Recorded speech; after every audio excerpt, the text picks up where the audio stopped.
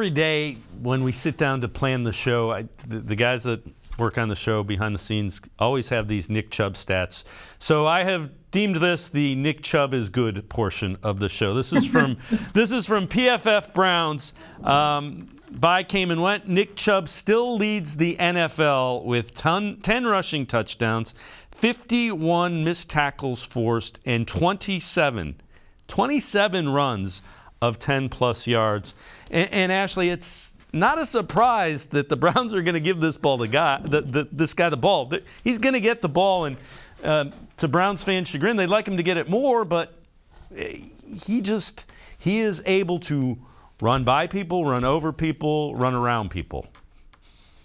Right, and I think when you look at this offense over the last 3 or so years, these numbers for Nick Chubb in terms of his numbers of carries especially is pretty common under Kevin Stefanski. What I will say is I get the frustration because obviously Jacoby Brissett has, I think maybe picked it up a notch here or so, but obviously he is limited compared to Deshaun Watson, and they kind of knew what Jacoby was coming into this season. So I think I get frustration from that respect of, hey, we don't really have our quarterback right now. Can you maybe give it to the guy who's the best running back in the league?